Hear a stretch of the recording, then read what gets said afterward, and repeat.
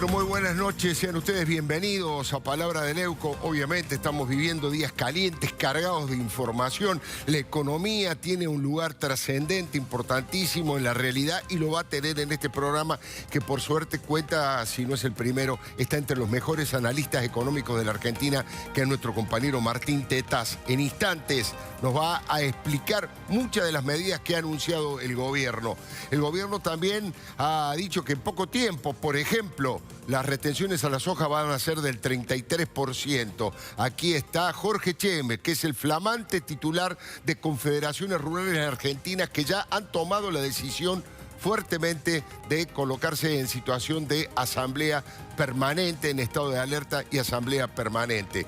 Y, por supuesto, el tema de la persecución al periodismo, en eso el kirchnerismo no se equivoca nunca y lo mantiene como un dogma de su historia. Por eso está Daniel Santoro, uno de los periodistas más perjudicados, sobre todo con epicentro en Dolores, y el doctor Alejo Ramos Padilla. Gracias por estar aquí a ambos y, por supuesto, Adriana Amado, por supuesto, Federico Andajasi. Enseguidita vamos a ir con ello, pero rápidamente quiero contarle que a esta altura, la grieta que los Kirchner cavaron en la Argentina ya tiene dimensiones de abismo. Pero semejante drama a Cristina no le parece suficiente. La jefa del presidente Fernández fomenta más división todavía para seguir reinando, para garantizar la continuidad de la dinastía con el príncipe Máximo. Fogonear un enfrentamiento entre porteños y bonaerenses es de una irresponsabilidad muy peligrosa. Y eso es lo que hizo Cristina con sus últimas apariciones.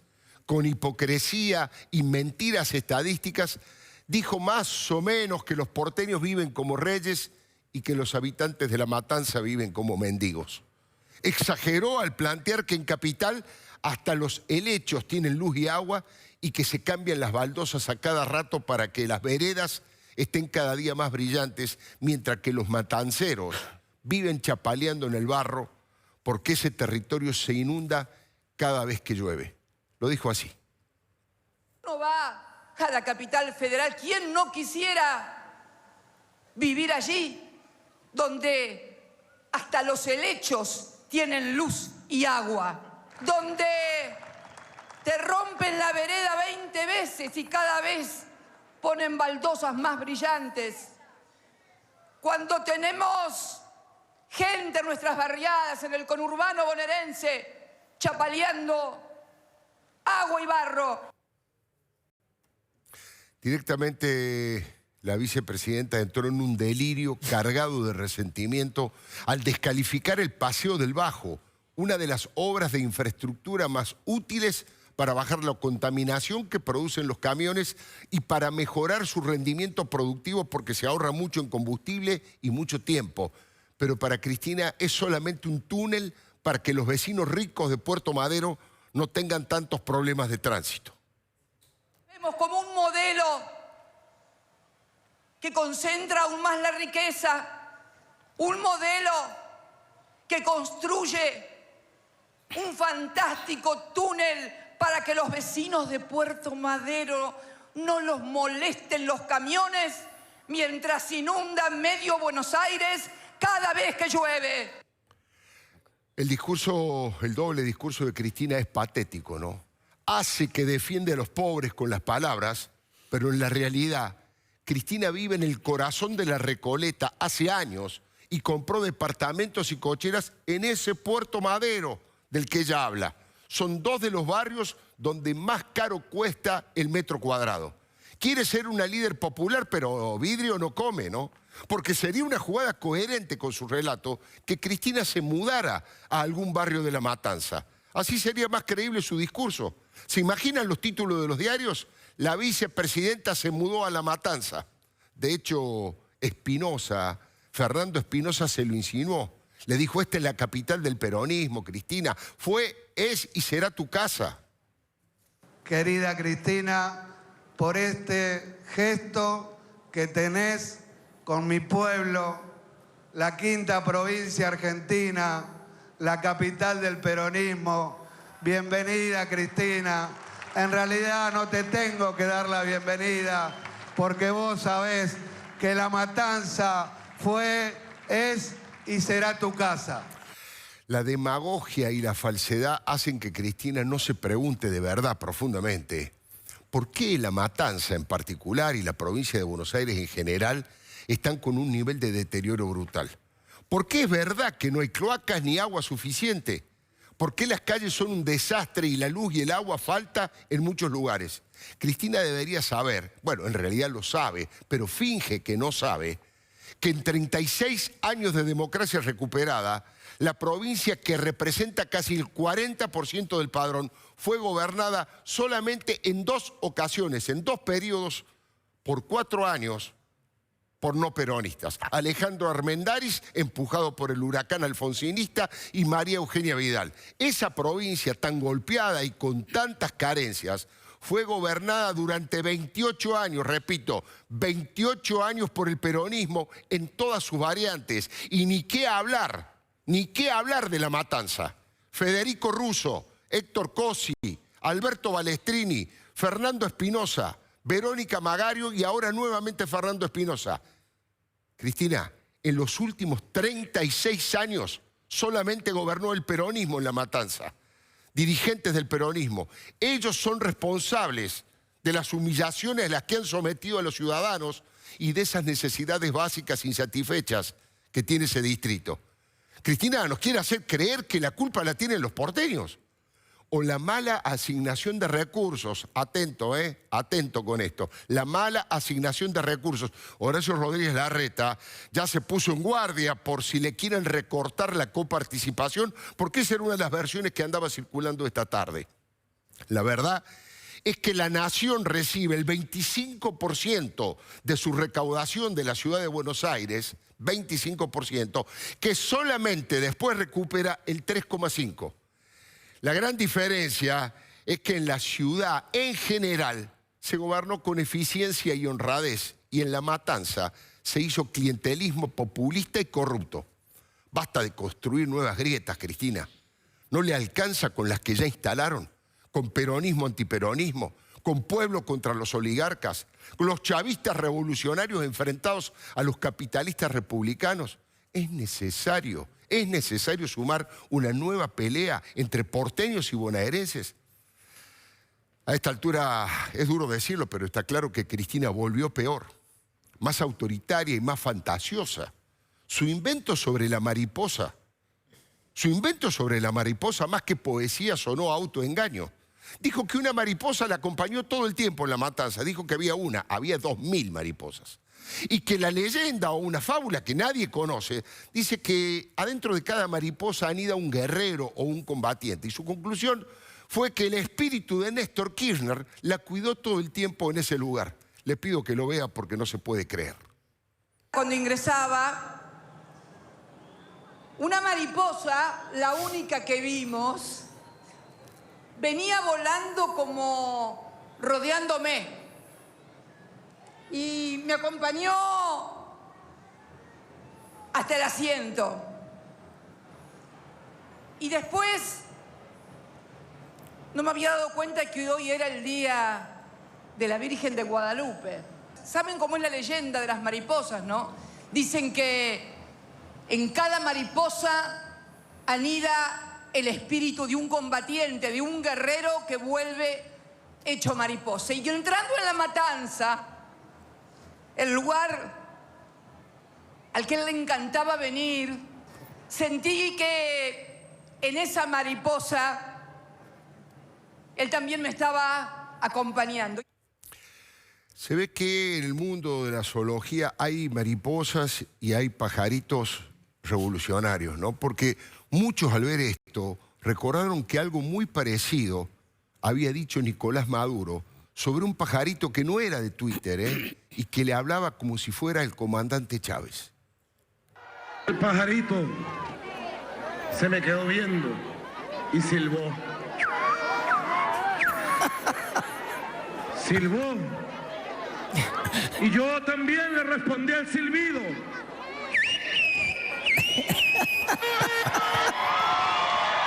Y el pajarito voló, dio una vuelta y se fue. Y yo sentí que ahí estaba el espíritu y las bendiciones unidades del comandante Hugo Chávez para esta batalla que hoy empieza a la victoria del 14 de abril. Bueno, mucho materialismo dialéctico no hay ahí, ¿no? Pero otro momento que definió el estado de ánimo y psicológico de Cristina fue cuando habló públicamente. Ella le habló públicamente a su hija Florencia desde un escenario en Avellaneda. Como justificando la falta de dedicación a su hija, le pidió que se imaginara lo que hubiera ocurrido con un hijo de Perón y de Evita. Dijo que no quería compararse, pero se comparó. Una forma de sacarse las culpas de encima y engañarse a sí misma al pensar que todos los problemas serios de salud que tiene Florencia se deben a la persecución judicial a la que la someten a Florencia para castigar a Cristina, porque ella dice que es una líder popular y que prefiere quedarse con el afecto de la juventud y de los trabajadores. No quiero compararme con nadie porque siempre le digo a Florencia, ¿no? A mi hija, a modo de consuelo, siempre le digo, imagínate, Flor, le digo porque a ella no le gusta que le diga Florencia, imagínate, Flor, si Perón y Evita hubieran tenido una hija o un hijo. Imagínate si hicieron lo que hicieron con su cadáver, si además la mantuvieron apagada durante 4 años porque prendían las luces de abajo y de arriba y la tenían a Evita a oscuras. Bueno, todo el mundo sabe que no es así. Hasta Víctor Manzanares, el propio contador de la familia, dijo en el expediente judicial que Florencia nunca quiso saber nada con las 2 obsesiones de sus padres, el poder y el dinero. La metieron de prepo en un baile nefasto de militancia no querida y de millones de dólares termosellados en su caja de seguridad y la hicieron firmar en varios directorios y balances que ahora la comprometen ante las investigaciones judiciales que están haciendo en los tribunales. Y estamos viendo ese emblema de una parte del kirchnerismo, esos millones de dólares en la caja de seguridad. Pero fue Cristina la que metió a Florencia en esta trampa. Y es ella, como madre, la que tiene que hablar estos temas en un mano a mano, afectivo y constante con Florencia. Ahora se fue a Cuba, tal vez lo haga. Yo no creo que la sufriente hija mejore su estado de salud, que al parecer es muy delicado, con palabras pronunciadas de un escenario político. En pocos días, Cristina demostró que fue exitosa su táctica para volver al poder, pero que vuelve recargada de chavismo y sed de venganza. Saludar con desprecio al presidente Macri que se va, cantar la nueva estrofa de la marcha peronista que le agregaron los chicos, que la nombra ella, darle consejos al presidente frente a la multitud en Plaza de Mayo y pedirle, casi ordenarle, que no se asuste con la tapa de un diario, son apenas perlitas de un collar que la muestra a ella menos sincera y más agresiva que antes. No se preocupe, presidente, por las tapas de un diario. Preocúpese por llegar al corazón de los argentinos y ellos siempre van a estar con usted. Nunca lo olvide. Nunca lo olvide. Hubo un meme en las redes sociales, no me gusta meterme con estas cosas, pero hubo un meme que a mí me sorprendió. Yo le digo sinceramente, no me quiero hacer el austero, pero no sabía que había zapatos que costaban $1.300. $1.300. Después apareció en internet que los zapatos que tenía Cristina allí, frente a esa multitud, cuestan eso. Sí, hay algunas ofertas, el Black Friday y todo eso, pero ahí están ese tipo de zapatos de esa marca tan importante y en los que Cristina tenía puesto ese día. Pero digo, con los retos y con los desplantes que le hizo a los jueces del tribunal que debe decidir sobre la banda delictiva que lideró para saquear al Estado y enriquecerse colosal e ilegalmente. Fue un momento histórico, intimidatorio, cuando ella aseguró que la historia ya la absolvió y que los que van a tener que contestar las preguntas son los propios magistrados. He elegido la historia antes que ellos me declaren absuelta. A mí me absolvió la historia y me va a absolver la historia.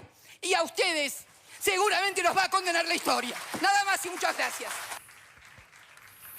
He preguntado, pero me parece que tal vez no escuchó por los aplausos que había.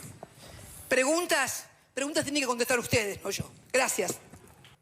Tremendo. ¿No sabe lo que me acordé? Yo que uno de los jueces le dice, tal vez usted no escuchó, la doctora no escuchó por los aplausos.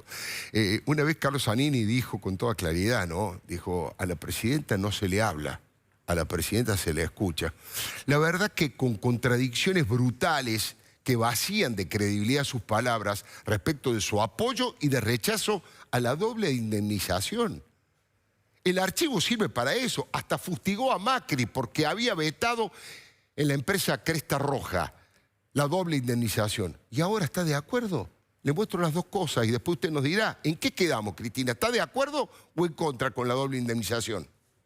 Este decreto que firmó el presidente ayer es un acto de justicia. Yo recuerdo cuando en mayo del año 2016 el Parlamento sancionó una ley antidespidos.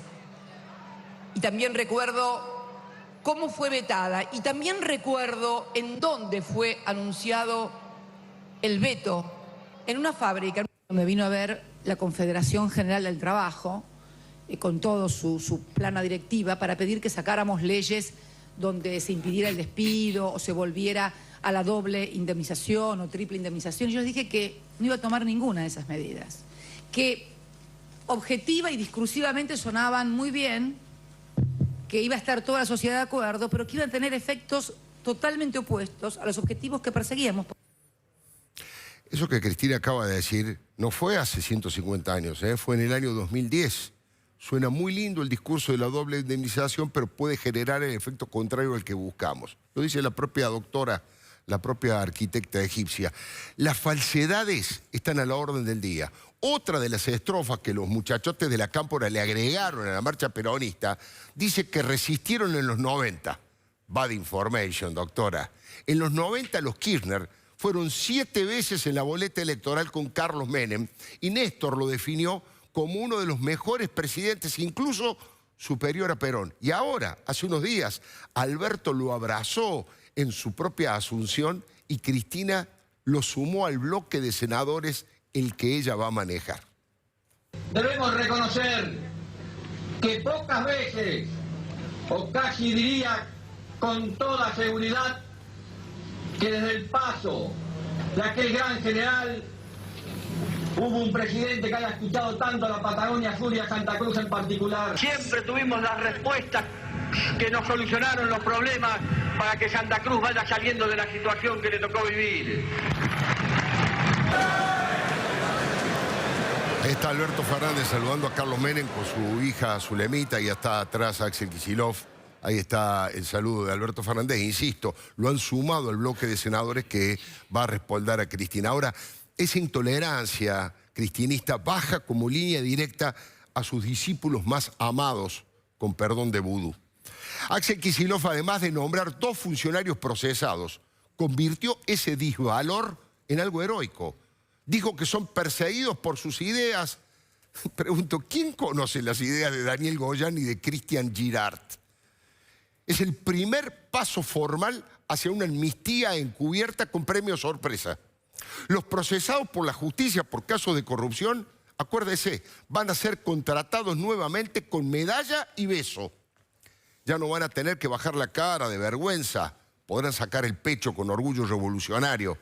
Por el mismo camino fue el PAMI, donde también han nombrado gente procesada, y dicen, ahora me estaban por confirmar, que hasta el escribano de la empresa Meldorec, de Eve de Bonafini y Joclender, también fue subido con un cargo al barco de los Fernández. Allí estamos viendo en pantalla ese decreto donde por primera vez en la Argentina se utiliza el término, la excusa lawfare, para decir que fueron perseguidos y para nombrarlos. Insisto, es el primer ladrillito de la impunidad que han colocado. Y Axel, el niño mimado y el mejor alumno de Cristina, encima rescató de la derrota electoral a Florencia Saintut y la colocó en un nuevo organismo que va a coordinar la política universitaria.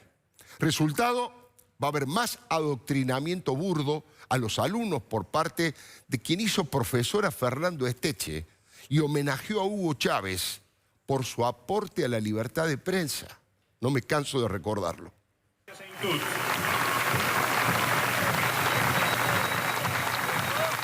Ahí está, esa furia tóxica esa furia tóxica que hay en el cristinismo, llevó a Tristán es el ministro de Propaganda y Venganza, llevó a Tristán a vomitar un panfleto hecho película que pagamos todos los argentinos y además a copar el edificio y de paso a arrancar y romper, escuche usted, el aparato que controlaba el presentismo.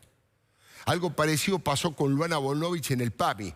Vienen por todo y volvieron peores. Ese es el Ministerio de Cultura.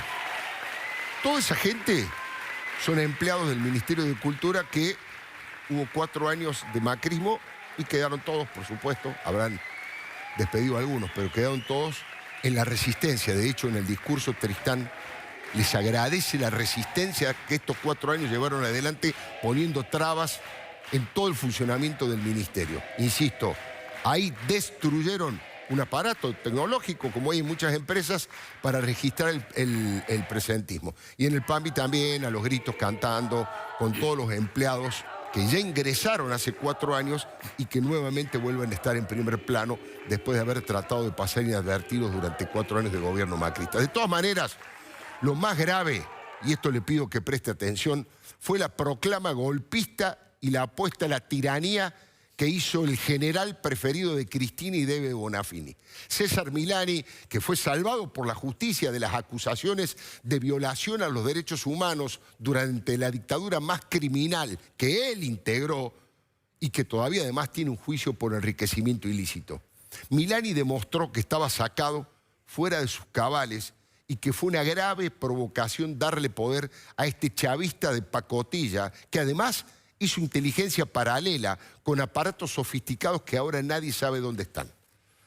Habla en un acto, tal vez no se lo ve bien en las imágenes, pero en el acto tiene 2 afiches como guardaespaldas, uno de Evita y otro del Che Guevara. Parece mentira, ¿no?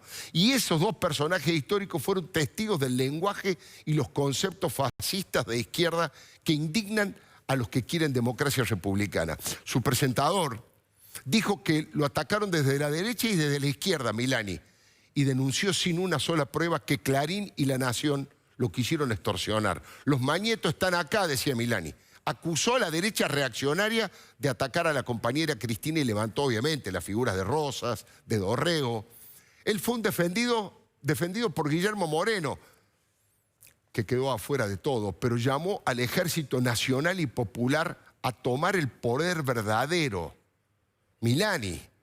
Patricia Burri le salió rápidamente al cruce para que la justicia lo cite. Una proclama absolutamente destituyente, golpista. ¿De qué poder verdadero habla Milani? ¿Quién tiene que tomar el poder? Ya está en el poder, ganaron las elecciones los Fernández. Lo de Milani fue muy grave, pero mírelo. Si no recuperamos el poder, van a volver. Y van a volver con más odio. Entonces la vigilia la mantengamos y la mantengamos en forma permanente, porque los proyectos nacionales requieren de nuestro esfuerzo hoy, mañana, pasado y en forma permanente.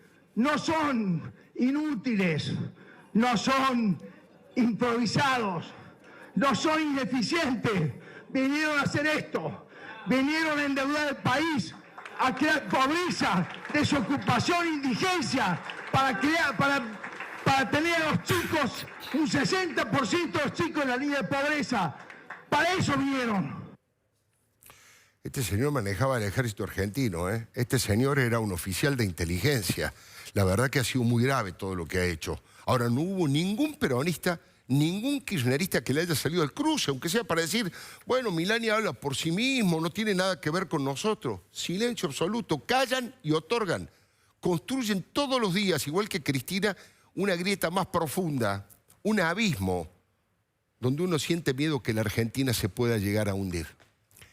Enseguida vamos a continuar, pero también tenemos la urgencia de la información, lo que tiene que ver con la economía, por supuesto, que usted también está esperando y que vamos a tratar de escuchar, entender y comprender seguramente a uno de los mejores analistas económicos que tiene la Argentina, Martín Tetas. La pregunta más fuerte, más cotidiana que anda dando vuelta en los sectores de clase media alta, tiene que ver con este impuestazo, dicen algunos, respecto del dólar. Martín, buenas noches. ¿Qué se puede comentar respecto del dólar de aquí en más? Sí, buenas noches, Alfredo. Esencialmente, lo que vimos es un desdoblamiento cambiario en la práctica, un desdoblamiento cambiario que generó un dólar turista y atesoramiento que está 30% más caro que el resto, digamos. Una devaluación para buena parte de los dólares de la economía y al mismo tiempo, en el margen de todos estos paquetes, una subvaluación, una sobrevaluación, en este caso, una sobrevaluación del peso y una devaluación del dólar que reciben los productores agropecuarios. Porque el productor agropecuario, por ejemplo, que siembra soja, no recibe los 63 pesos de cada dólar que produce y que exporta. Sí. Recibe el 30% menos, entonces recibe un dólar de 44. Después vamos a hablar eso con Jorge Cheme, que es el titular de Confederación. Así que de Rueda esencialmente, Argentina. Alfredo, hay al menos 3 dólares en Argentina ahora. Hay un dólar que reciben buena parte de los productores agropecuarios, que está en 44 pesos. 44 pesos. Hay un dólar que... Perdón, 44 pesos. ¿Por qué? Porque le estás contando el 30%. Exactamente. Listo, adelante. Tenés un dólar de 63 pesos, que es el dólar para los importadores, esencialmente. Y tenés un dólar de 82 pesos, que es el dólar para turismo y atesoramiento. Y hasta por ahí no más atesoramiento, porque lo que yo supongo es que con el paso del tiempo va a ceder un poco, ya estando el dólar tan alto puede ceder el cepo, sí. Pero hoy todavía tenés la combinación de las dos. Ahora, hoy si vos querés comprar esos famosos 200 dólares que te permitían por mes. 82. 82 te lo venden. Exactamente. Bárbaro. Entonces, hoy no todavía. Digamos, cuando esto se ponga en funcionamiento. Digamos que aproveche la gente que todavía no los compró, porque todavía, como no está la ley, pero esto seguramente para el miércoles de la semana que viene va a estar la ley, jueves estará promulgada, si avanza todo en el Congreso como suponemos. Entonces, esos son los dólares en Argentina. Y en la práctica, un sistema de tipo de cambio múltiples. Esto es muy común, ha sido muy discutido en la teoría, lo había escrito el propio ministro de Economía, Martín Guzmán, en un artículo relativamente reciente, y lo pone en práctica acá. Tipos de cambios múltiples, dólares diferentes, uno para los productores, uno para los importadores y uno, el más caro de todos, esencialmente para la clase media, que es el dólar turista y atesoramiento, que hoy en Argentina sale 82 pesos. Bueno, eso es lo que ha pasado. Muy breve, ¿cuál es tu opinión? ¿Es una medida correcta, sensata? ¿Era lo único que quedaba? A ver, entre el cepo y blanquear que el dólar, había un desdoblamiento cambiario en la práctica, porque el dólar alternativo, el contado con liquidación o el dólar blue, estaban más caros, el contado con liquidación en 75, la verdad que valía la pena sacar el cepo directamente y poner un dólar atesoramiento. Hasta ahí no hay mucha sorpresa, digamos, y el gobierno había mantenido esta idea de que quería desdoblar el tipo de cambio, entonces mantener 2 dólares diferentes, un dólar para el turismo y un dólar para el resto del comercio. Siempre que hay tipos de cambio múltiples en Argentina y en cualquier lugar del mundo, empiezan después, tarde o temprano, los problemas de filtración entre los distintos tipos de cambio. Es decir, la gente va a tratar de conseguir aquel dólar de 63, ¿y cómo lo puedo conseguir? Bueno, importando bienes, es una manera de hacerme de esos dólares para tratar de proveer al mercado, que es el mercado que no puede pagarlos a otro precio más bajo que 82. Entonces, es un mecanismo que no es el mejor de todos, uno por ahí puede pensar muchas alternativas, pero es algo que estaba previsible dentro de del esquema que había anunciado el gobierno y de lo que había escrito el propio ministro de Economía. Otro de los temas delicados, Martín, sobre todo lo que tiene que ver con aquellos que más debilidad tienen en nuestra sociedad. Los jubilados. Después de este anuncio, vos opinarás, pero disfrazado, fue un anuncio disfrazado, confuso, adrede. ¿Los jubilados a la finalización de esto van a ganar más o van a ganar menos? Es muy buena la pregunta, Alfredo, porque para empezar no está claro. Es decir, la primera gran definición es que los jubilados perdieron una certeza. Los jubilados tenían una fórmula de movilidad, esa fórmula de movilidad o le correspondía en el mes de marzo cobrar el trimestre de inflación alta, que fue el tercer trimestre de este año, todavía no terminó, y en el mes de junio les correspondía cobrar el último trimestre de este año, que también es de inflación bastante alta, y esos 2 trimestres se los pusieron en el freezer y lo reemplazaron por un decreto. Van a tener un aumento, pero ese aumento va a ser por decreto. Entonces uno dice, mira, Arbitrario de lo que decide el gobierno. Exactamente, exactamente. Más algún bono para la jubilación mínima. Entonces es probable que los de la jubilación mínima empaten o ganen respecto de lo que hubieran cobrado con la fórmula, pero con seguridad los que cobran una jubilación hoy arriba de los 19.000 pesos en Argentina, finalmente, digo arriba de 19.000 porque entre la mínima y 19.000 van a cobrar un proporcional del bono.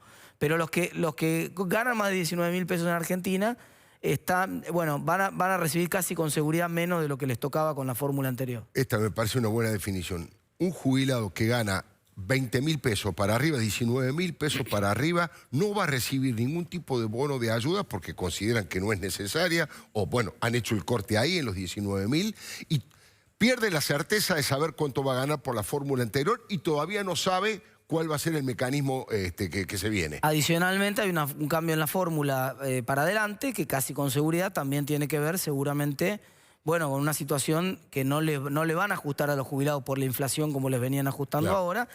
Y entonces, obviamente, esa es la gran variable de ajuste de este paquete. Este paquete tiene una parte redistributiva, por un lado, Alfredo, más impuestos a los bienes personales, más retenciones, pero una tarjeta alimentaria, pero un bono para los perceptores de aguache, más o menos es un pase de manos, es la misma plata, pero tiene el bodoque de la reforma previsional, que es una nueva fórmula, en primer lugar, y una transición a tiro de decreto. Digamos, una transición arbitraria que va a depender de los decretos y una nueva fórmula que seguramente va a ser la que va a expresar el ajuste que va a tener la Argentina, que lo terminan haciendo una vez más en el país los jubilados. Dos temas que tocaste vinculados al mundo agropecuario, al mundo agroindustrial de la Argentina. Tenemos la posibilidad de darle la bienvenida a Jorge Chemes. Muchas gracias por estar aquí. No, es el flamante titular de Confederaciones Rurales Argentinas, de CRA. Dos preguntas que se desprenden de lo que dijo Martín Tetas. La primera dijo que van a recibir $1 de 40 y pico, o sea, un 30% menos que el resto de los argentinos, los productores agropecuarios. Y segundo, habló del aumento de las retenciones, bueno, soja 33%, creo que el trigo se va a 15%. ¿Cómo procesan esto? ¿Cómo ha caído en el campo? ¿Qué piensan hacer, Chemes? Muy mal, realmente muy mal, porque es una transferencia de aproximadamente 1.400 millones de dólares que van a pasar del sector productivo al Estado. Pero además es un adicional de carga impositiva de lo que el campo ya viene, digamos, recibiendo desde hace muchos años. No es nuevo, las retenciones sabemos que es un impuesto recesivo que va a producir una menor producción porque obviamente el productor va a sembrar menos, va a invertir menos tecnología y esto obviamente va a redundar en una menor producción. Lamentablemente creo que es una medida sumamente equivocada, que a los productores la recibimos muy mal. Está generando un clima muy enrarecido, con mucha bronca, porque la verdad que el productor siente que continuamente se está pensando o se está viendo al campo como una fuente de recursos fiscales, pero nunca pensando en tratar de generar medidas que generen desarrollo y crecimiento, que es lo que estamos necesitando, ¿no? Porque le mete la mano en el bolsillo. La primera reacción le metemos la mano en el bolsillo acá. Esa es la sensación. Con lo cual, evidentemente, este clima que se está generando está llevando a que muchos grupos del interior del país de productores estén pensando en llevar adelante medidas de protesta, ya sea concentraciones, asambleas, inclusive hasta un paro de comercialización. Se está pensando de todo. Y además la forma en que llegó esta medida, ¿no? Nos enteramos nosotros los dirigentes por el anuncio en el boletín oficial, cuando se había prometido un diálogo y un ambiente donde se iba a consultar antes de tomar alguna decisión. Así que realmente estamos en un momento muy crítico y muy duro para el campo. Ahora, una pregunta más. ¿Ya tuvieron alguna reunión posterior a este anuncio o con el ministro de Agricultura Basterra o con el presidente o con algún otro funcionario o les han prometido esa reunión? No, tuvimos una reunión en el día de ayer, por la tarde. Habíamos solicitado una reunión el jueves de la semana pasada con carácter de urgencia y nos recibió ayer por la tarde, donde inclusive empezamos a dialogar y le planteamos toda esta misma situación. Le tratamos de transmitir realmente el clima que se estaba generando con estas medidas, ¿no? Claro, la presión que hace la gente abajo, y ustedes tienen que, bueno, ser racionales, por supuesto, expresar y representar a aquellos que son sus bases, pero también tratar de manejar el conflicto con racionalidad, porque he leído en internet algunos productores que están absolutamente enojadísimos, que quieren medidas de máxima, corte de ruta y ese tipo de cosas, que por ahora, por supuesto, tengo entendido que ustedes no tienen previsto.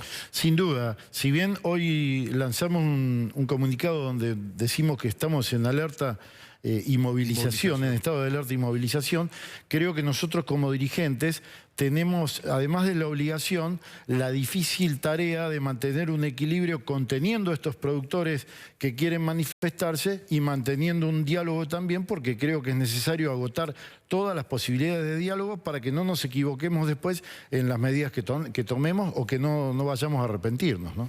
Es interesante, Martín, porque... sí, decime, ¿querías hacer un agregado? Sí, te agrego un comentario de lo que decían recién. Una propuesta que le podrían llevar al gobierno inclusive, ya que tienen prácticamente la suma del poder público, van a tener en el Congreso ahora para hacer las modificaciones en los impuestos, es que en esa misma ley, en vez de introducir las retenciones o el cambio en las retenciones, pongan un impuesto a las ganancias más elevado en todo caso. ¿Cuál es el problema de las retenciones, Alfredo? Claro. Las retenciones, ¿castiga por igual al pequeño? No solamente un problema de tamaño. Sí. La retención es un pésimo impuesto porque es un impuesto a la facturación. El Estado se pone socio del campo en la retención, ganes o pierdas. Entonces, de esa manera lo que hace es sacar de la cancha productores que están con muy poca rentabilidad, porque en ese caso no se come la rentabilidad, se come directamente el capital. En cambio, la mejor lógica tributaria es, ok, ya está, aceptamos que va a haber más impuestos, ponele que pasamos aceptamos eso. ¿Cuál es el mejor impuesto que tenemos? Bueno, el mejor impuesto es uno donde el Estado es socio si te va bien. Claro. Entonces, perfecto, te va bien que la alícuota marginal de ganancias en vez de 35 sea 40 para los que ganan realmente millones en Argentina. Digamos. Pero no que castiguen además a productores. Que se atrevan a tener coraje de poner una alícuota marginal de ganancia de 40% para los verdaderos ganadores de millones en la Argentina, en vez de ponerla, porque el argumento es el argumento de los terratenientes del campo. Pero acaba de salir el Censo Nacional Agropecuario. Son 250.000 productores, Alfredo, en Argentina. Hay pocos sectores tan desconcentrados productivamente y van a afectarlos a todos esos productores con este impuesto tan malo. Impresionante. ¿Cheme quiere hacer un comentario al respecto? Tan de acuerdo estoy con lo que dice Martín, que el productor que hoy está a más de 300 kilómetros de los puertos está fuera de juego. Competencia. Exacto, fuera de competencia porque realmente los costos de producción no le permiten seguir produciendo. Esa es la realidad. Es interesantísimo. Jorge Chemes, el titular de Confederaciones Rurales Argentinas, Martín Tetaz, insisto, profesor universitario, un hombre que está, bueno, siendo reclamado por su opinión y por su claridad para explicar prácticamente por distintos sectores de los medios de comunicación, en la tele, en la radio, en los diarios. Y hablando de diarios, un elemento que se ha ido potenciando en los últimos tiempos, y ayer una fuente me decía, por supuesto todos quieren que le vaya bien económicamente a la Argentina, pero por razones obvias de justicia, pero además dicen que si no les llega ahí bien económicamente, van a potenciar el tema de la agresividad y el ataque a los medios de comunicación en general y a los periodistas en particular. Vos, Daniel, has sido un poco como elegido por el kirchnerismo como uno de los ejes de esa persecución. ¿Qué novedades hay? ¿Qué está pasando ahora con tu situación? Hoy leí que Stornelli había dicho que la causa de Dolores era un invento absoluto entre 2 o 3 y abogados kirchneristas, por supuesto. Si me permitís, Alfredo, acá lo que vimos en esta nueva ley de emergencia económica es que hay cosas ocultas que son muy preocupantes.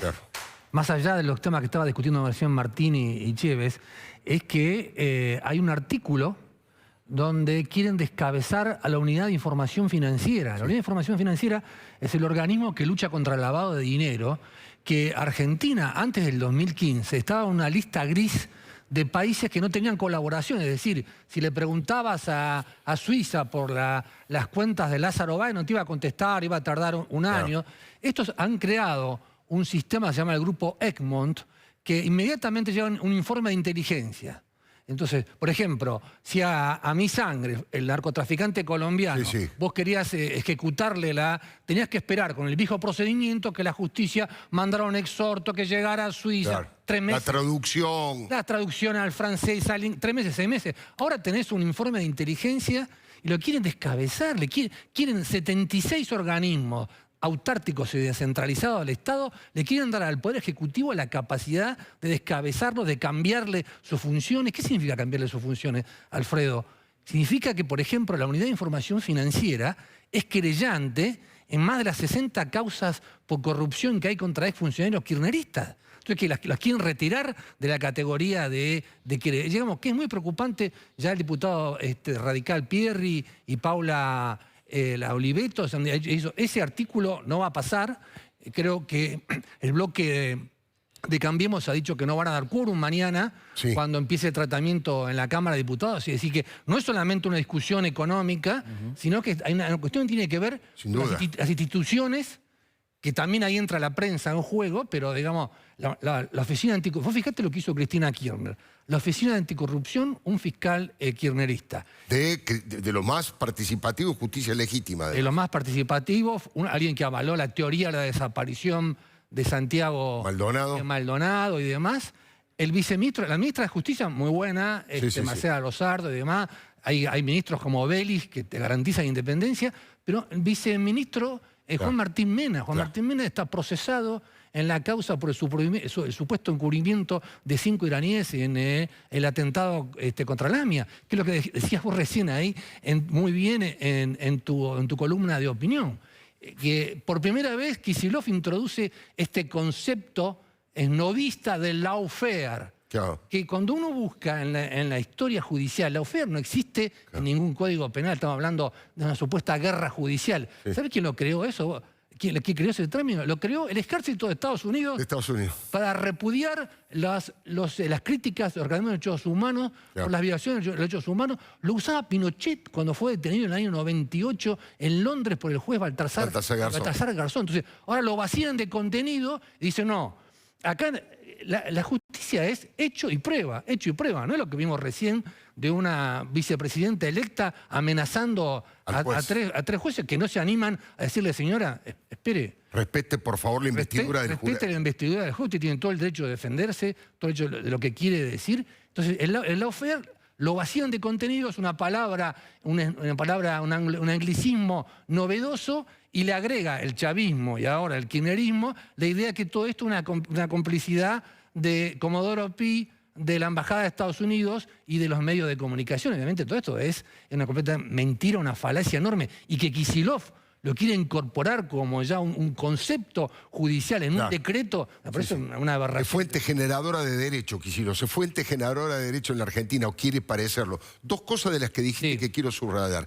Que van a retirar a la UIF como querellante, no tenga duda, y esa es la principal tarea de Carlos Zanini. Carlos Zanini, que es el jefe de los abogados del Estado, va a hacer esa tarea. Ahora, debería contestar el presidente Alberto Fernández en la próxima conferencia de prensa, ¿por qué quieren descabezar un organismo que lucha contra el lavado de dinero por el narcotráfico y distintos tipos de crímenes? ¿Cuál es el motivo? Sería bueno que políticamente contesten por qué quieren descabezar un organismo tan útil, digamos. Deberían contestar. Mariano Federici fue elegido por el Senado, una votación como corresponde, todo un debate con su currículum, 10 años de experiencia en lucha contra el lavado de dinero en Washington, en el Banco Mundial, en el Fondo Monetario Internacional, y él tiene mandato hasta marzo. Y aparte, este argentino, Federici, que es titular de la Unidad de Información Financiera, preside el grupo Egmont, que es un cargo personal, y Argentina lo va a perder. Y si la Unidad de Información Financiera, si se aprobara esta ley con este artículo y pierde su autarquía dentro del Ministerio de Defensa, nos van a volver otra vez a poner sanciones, y si te pone sanciones el GAFI, es más caro el crédito, de lo que estaba hablando recién Martín, de cómo poder conseguir financiamiento con los organismos internacionales, con los bonistas y demás, ¿no? Es un tema muy preocupante. Daniel, de lo tuyo y de Dolores, quisiera para que vos puedas expresarte respecto de lo que está ocurriendo. La última información de estos días, ¿no? Sí, la última información de estos días. Yo creo que queda claro, después de que me leí las 340 páginas de la indagatoria que dio el fiscal Stornelli ante el juez de Dolores, es que Stornelli no tiene nada que ver con la supuesta extorsión de Marcelo D'Alessio al productor agropecuario jubilado Pedro Echevés. Digamos, está demostrado en lo que señala Stornelli en su indagatoria de 9 horas. Echevés dijo, 4 horas estuvimos, ¿se acuerdan la foto del balneario CR en Pinamar? Sí, donde está D'Alessio, 4 horas. Ahora, la fiscal Magnamo, aquí en la ciudad de Buenos Aires, hace una comparación con los teléfonos, un peritaje telefónico, y la reunión no duró más de 40 minutos. ¿Cómo que el denunciante dice 4 horas en que se estaban negociando, que iban a pagarme, que iban a sacarme $600.000, que querían comprar la casa ahí en Pinamar? Todo eso, mentira.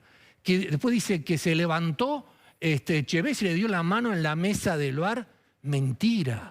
Lo que publicó Berbisky, que el recaudador era Sáenz, que estaba, gracias, el ángel de la guardia en esa famosa reunión de Stornelli fue el actual gobernador de Salta. De Salta, claro, que en ese momento era intendente de la ciudad. Que en ese momento era intendente, que de casualidad llegó a saludarlo ahí y se metió en la reunión donde supuestamente D'Alessio le hablaba de $600.000 para comprar una casa y todo lo demás. Él dijo, falso. Obviamente él no recaudó absolutamente nada. Hablaron de relojes, hablaron de autos. Todo eso está incorporado en la causa. Mandó una carta de documento a Berbisky para que digan, es falso, yo no fui a recaudar absolutamente nada. Ahí, así que vamos a ver qué decide el juez con respecto a la situación procesal de Stornelli en los próximos días. Mañana tiene que decidir si lo acepta a D'Alessio como arrepentido en la causa de Dolores. Y con esto termino. Lo mío obviamente a mí me llama la atención que ahora el juez Luis Rodríguez, después de haber procesado por una supuesta extorsión a un despachante de aduanas llamado Traficante en marzo, me llame indagatoria a mí después de que cambió el gobierno. Pero bueno, nos defenderemos, yo tengo la conciencia tranquila y Alfredo, no nos van a callar. Sin duda, compartimos absolutamente eso respecto de la inmensa mayoría del periodismo profesional, independiente, que no tiene camisetas partidarias ni cobra sueldos de nadie, solamente trabaja para buscar la verdad, aunque le cueste mucho comprender eso al periodismo militante, que es una suerte de oxímoron, ¿no? Periodismo militante son dos cosas distintas. Militante muy bienvenido a la política, periodista a los medios de comunicación. Quiero que Martín nos cuente respecto de una gran pregunta que también está con mucha fuerza en estos momentos respecto de lo económico, y es ¿quién va a pagar el ajuste, Martín? ¿A quién le toca pagar la fiesta en este momento? Mira, Alfredo, uno de los datos centrales de todo el paquete de medidas es que este es un paquete de medidas que implica globalmente un ahorro de fondos para el gobierno, una consolidación de la situación fiscal, contrariamente a lo que se pensaba antes. La propia declaración de Martín Guzmán esta mañana fue muy contundente. Las medidas procuran que el déficit fiscal se vaya cerrando. Claro, no con un ajuste del gasto, como era la lógica del gobierno anterior. De hecho, probablemente el gobierno va a gastar un poco más, sino con una fuerte suba de impuestos. Y además, entre las medidas que aparecen acá, entonces tenés dos. Una, por ejemplo, le permite ahora que había un límite hasta 50% de bonos públicos que podía tener el Fondo de Garantía de Sustentabilidad, lo eleva a 70%. Si le permite que buena parte de las colocaciones de deuda que tiene que hacer el gobierno las absorba la ANSES por un lado. Al mismo tiempo le toma al Banco Central 4.571 millones de dólares, le enchufa una letra indisponible al Banco Central y se queda con 4.571 millones de dólares para pagar la deuda. Plata del Banco Central, de la reserva del Banco Central, plata del Fondo de Garantía de Sustentabilidad. Si esto te suena familiar de alguna manera, eso mejora las chances de pago de la deuda de Argentina, porque hasta que llegue a un acuerdo necesita financiamiento hasta que llegue a ese acuerdo que le permita una nueva reestructuración de deuda con los acreedores. La variable que queda abierta, la única variable que queda abierta, el cheque en blanco para ir a negociar con los acreedores, el nivel de superávit externo que va a tener la Argentina, lamentablemente, Alfredo, es esencialmente las jubilaciones.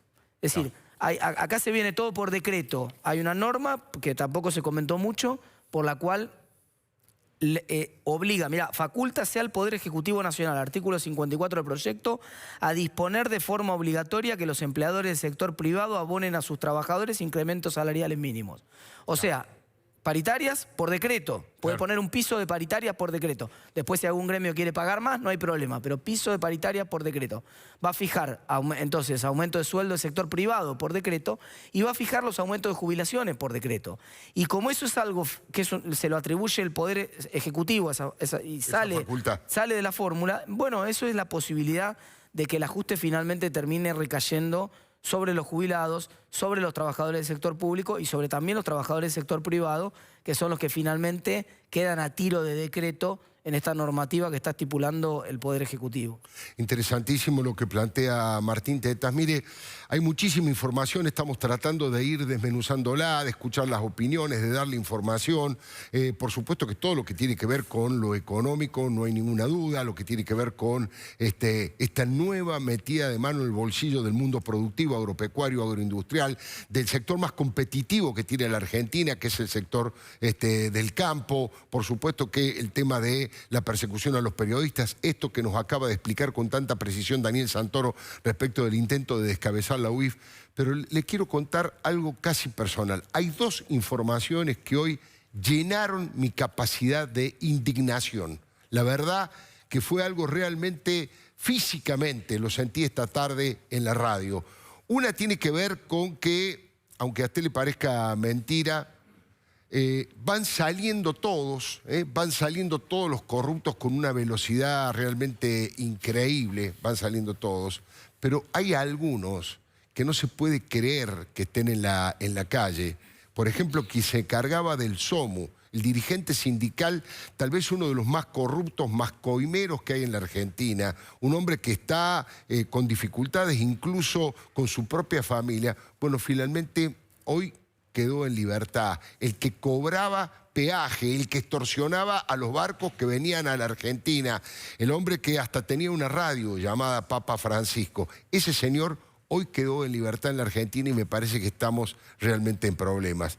Eso es una de las informaciones que hay que tener en cuenta, porque a esta altura ya no se trata del robo de la estructura del plan sistemático y del esquema de robo y de corrupción que había en el gobierno de Cristina y de Néstor. No, no.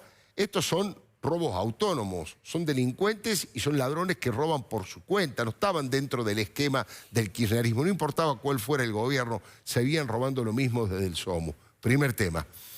Y el segundo tema lo invito a que lo vea, Uno recuerda las cosas que le contaban sus padres respecto del adoctrinamiento en las escuelas con los chicos.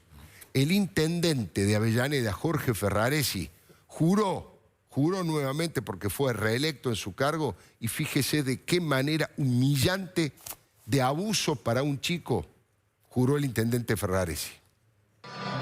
Ingeniero Jorge Ferraresi, jura por la patria, por Avellaneda y su gente, por los que dieron la vida o perdieron su libertad por no claudicar en su lealtad al pueblo argentino, por la memoria viva de Perón, de Evita y de Néstor, y por la demostrada lealtad hacia Cristina, desempeñar con honestidad, valor y patriotismo, como lo hizo siempre, el cargo del intendente de la ciudad de Avellaneda. Sí, juro. La verdad que, no sé, a veces uno se queda sin palabras, ¿no? Porque no solamente lo hace a un chico, a un niñito. Que la patria y el pueblo te lo demanden. Obviamente que por internet está circulando esta filmación como con total limpieza de la imagen. Nosotros, ahí está Cristina y Verónica Magario fascinadas con esa situación, arreglándose el cabello y orgullosas de eso que acabamos de ver.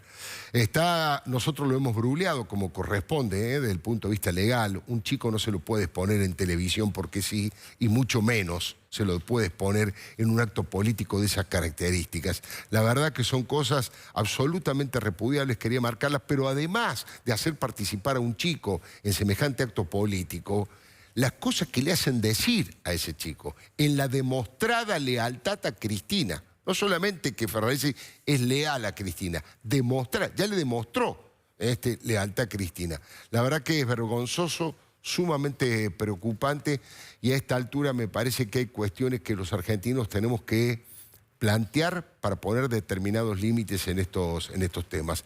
Yo tengo toda la intención de escuchar a la doctora Adriana Amado. Ella tiene una mirada de las cosas respecto de la grieta. ¿Qué hacer con la grieta? Otro de los temas de debate permanente. ¿Cómo salir de esa grieta? ¿Cómo afrontar? ¿Cómo cubrir periodísticamente esa grieta? Enseguidita Adriana Amado, la doctora, nos va a contar de qué se trata. Y por supuesto, Federico Andajasi. Tiene una mirada interesantísima. Él tiene una preocupación. Él dice que si la oposición actual, Cambiemos, etcétera, etcétera, no juega un rol como corresponde, ojo, dice, que se puede correr el peligro de que el peronismo sea gobierno y oposición a la vez. Que Alberto sea gobierno y que Cristina sea oposición y que dejen de lado, si la oposición no hace su trabajo como corresponde. Eso en instantes y por supuesto más información. Ya venimos. Palabra de Leuco, y le agradezco la presencia a Jorge Chemes y a Daniel Santoro, dos personas realmente valoradas y respetadas. Ya venimos.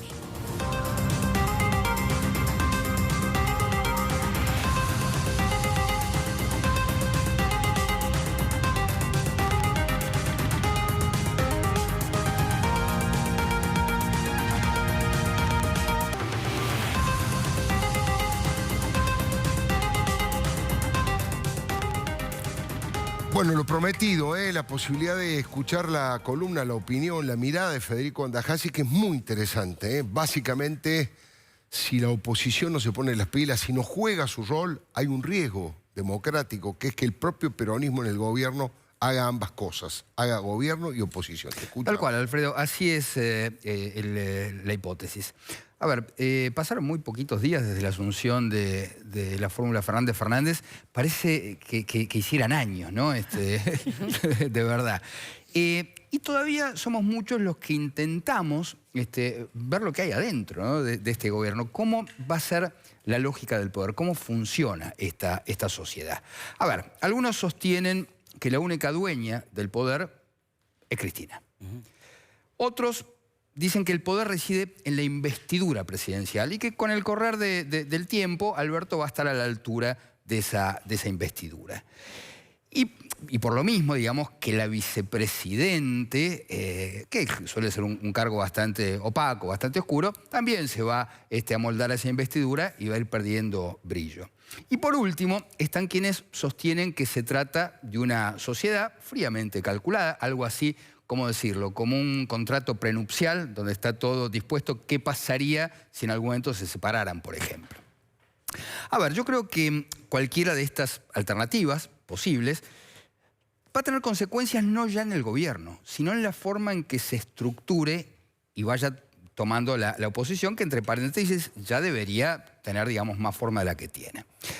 A ver, la democracia está compuesta esencialmente de estas dos patas, gobierno y oposición. Bueno, ya sabemos cómo, o intentamos saber, digamos, cómo va a funcionar esto, pero todavía no sabemos nada, absolutamente nada, acerca de cómo va a ser la mecánica de la oposición. A ver, a diferencia de lo que sucede en las democracias consolidadas, como la de Estados Unidos o la de Inglaterra, digamos que el mapa político no excede las fronteras de demócratas y republicanos en Estados Unidos, conservadores y laboristas en Inglaterra, acá las cosas son distintas. A ver, existe el peronismo de un lado y del otro lado una suerte de alianza variable, ¿no? O sea que uno podría decir que esa alianza que va cambiando con el tiempo, a ver, se hace en oposición a un peronismo que es casi como el establishment a esta altura. Puede perder el gobierno, pero el poder lo sigue teniendo el peronismo y nunca lo perdió. ¿Por qué? Porque nunca, y lo vimos en el gobierno anterior, otros gobiernos pudieron hacerse cargo de la estructura del Estado. La estructura del Estado sigue siendo peronista y cuando vos pasabas esos videos de la gente aplaudiendo, y yo hablo de eso, digamos, jamás el gobierno anterior pudo hacerse cargo del Estado. Y yo creo que ese fue el pecado original del macrismo. No aprovechar esos primeros días donde está el impulso, donde está el apoyo, para hacerse cargo de la estructura del Estado. A ver, algunos exfuncionarios alegaban, digamos, que era muy difícil esa tarea, que no se podía hacer en pocos días. Pero esos argumentos yo creo que son desmentidos por otros funcionarios. Pongo, por ejemplo, el caso de Patricia Bullrich. Patricia Bullrich, digamos, se hizo cargo, entró, digamos, en ese lugar más difícil y más turbio del Estado, que son las fuerzas de seguridad. Y se hizo cargo de la policía, se hizo cargo de la gendarmería, se hizo cargo, a ver, de fuerzas armadas.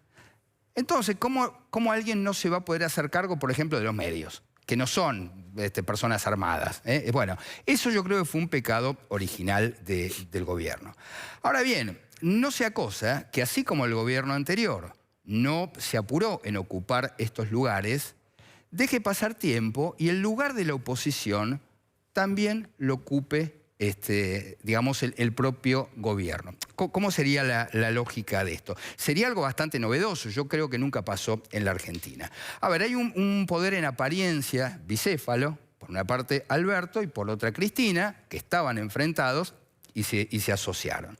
Ahora, si existiera un conflicto entre el presidente y su vice, podría suceder que una parte de la sociedad que no lo votó a Alberto, digamos, apoyara al presidente asediado por Cristina. Claro. Eso es una... Y del otro lado podría suceder una paradoja inesperada. ¿Qué sería?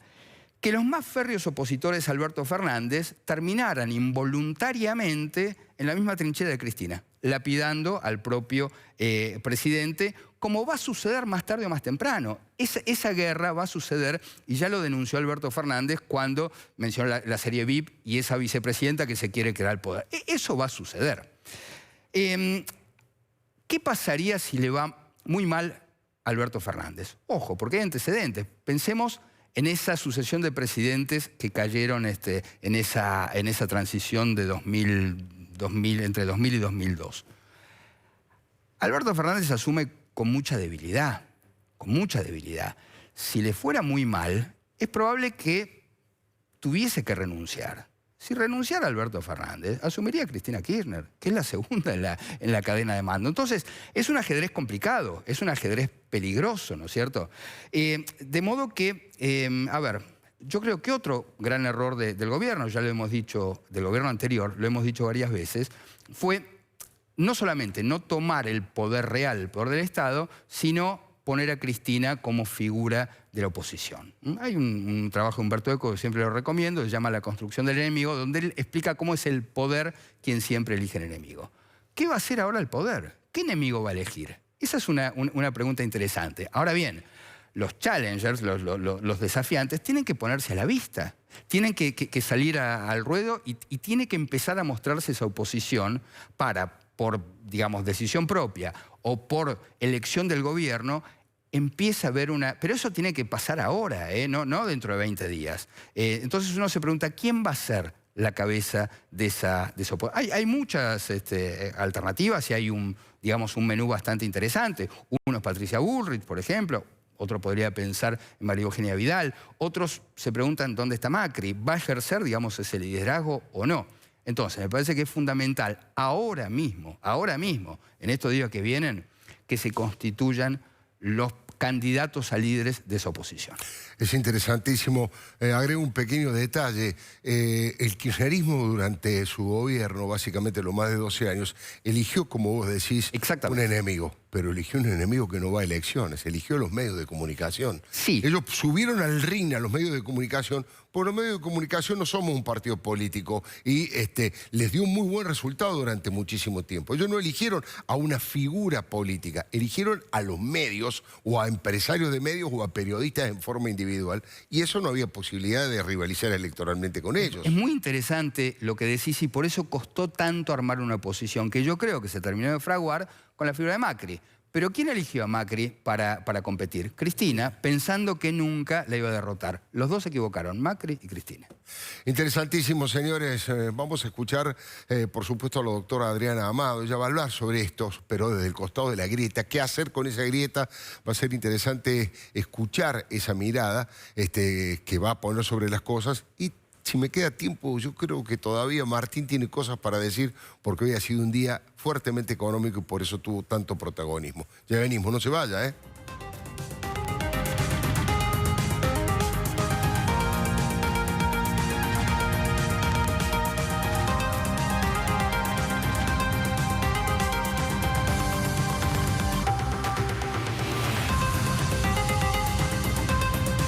doctora Adriana Amado nos va a hablar sobre la grieta. Vamos a prestar atención, por supuesto, a ver qué sugiere. Bueno, yo les propongo salir un poco de la coyuntura, porque explicar la grieta desde lo que ya conocemos no nos hace avanzar en la discusión. Entonces me puse a averiguar qué se está investigando sobre la grieta en otros países, porque, de nuevo, nosotros creemos que la grieta es en Argentina una cuestión tremenda, y la grieta no solamente pasa entre demócratas y republicanos, entre socialistas y de derecha en España, sino también pasa a veces entre mujeres y hombres cuando aparecen estos temas del machirulismo, del género, aparece en el tema del aborto.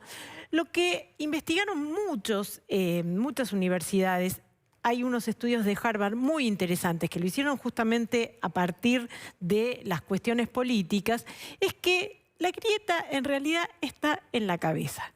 ¿Qué quiero decir con esto? La grieta no es tan profunda como solemos asumir. ¿Por qué? Porque suele pasar que subestimamos las opiniones de los que creemos que están en el otro bando y a la vez que sobreestimamos el valor moral de nuestras opiniones. Claro. Y esto se vuelve peligroso cuando se toman medidas políticas en función de esta percepción que yo tengo del otro lado de la grieta. Uno de los ejemplos que pone el estudio de Harvard es pensar, por ejemplo, que los republicanos no tienen corazón, ¿no? Y es que no les importan las cuestiones sociales, que no les importan que un chico se muera de hambre. ¿Por qué pongo el ejemplo? Porque muchas de las medidas que estamos viendo tienen que ver con que hay una presunción que del otro lado hay millonarios pasándola bien y del otro lado está la pobre gente sufriendo. Hoy, perdóname, Adri, hoy justamente cuando le preguntan al ministro de Economía si los jubilados van a ganar más o menos, concretamente hay una pregunta que le hizo un periodista muy buena, le dice, bueno, pero ¿van a ganar más o menos los jubilados con la reforma que están haciendo ustedes?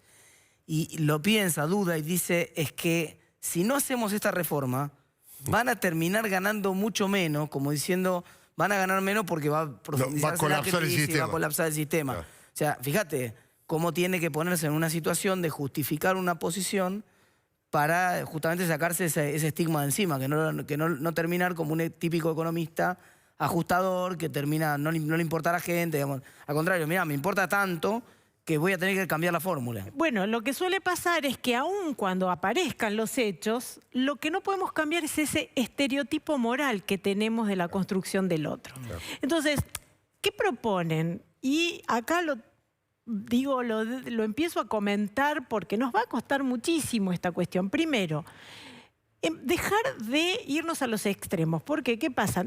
También para definir mi identidad en uno de los bandos, suelo hacerlo desde la diferencia con el otro, ¿no? ¿Y qué hago para reforzar? Sobre todo cuando hay este tribalismo moral, ¿no? En donde yo tengo que ser parte de un grupo, insisto, partidario, ideológico. Tengo que exagerar un poco la postura.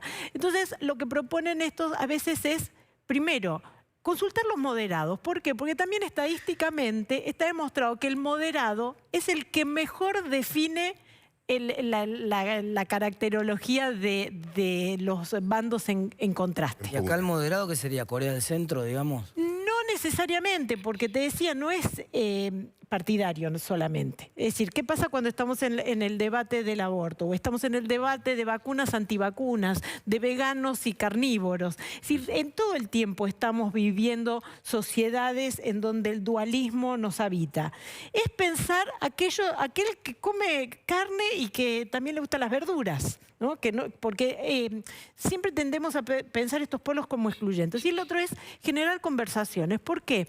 Y esto es un estudio que hicieron en España, en donde además de preguntar el partido, le preguntaban por posiciones acerca de los toros, el aborto, claro. Y resultó ser que estaban más de acuerdo en las posiciones de lo que suponía el partidismo. Claro. Es decir, que también había gente de derecha que no le gustaban los toros, también había gente de izquierda que pensaba que el aborto por ahí no tenía que ser tan indiscriminado. Seguro. Es decir, hay un trabajo enorme en estos tiempos empezar a buscar posiciones que nos encuentren, porque posiciones que nos separan las conocemos todas. Hay muchísimas, ¿no es cierto? La cultura del encuentro, como dice también la propia Iglesia.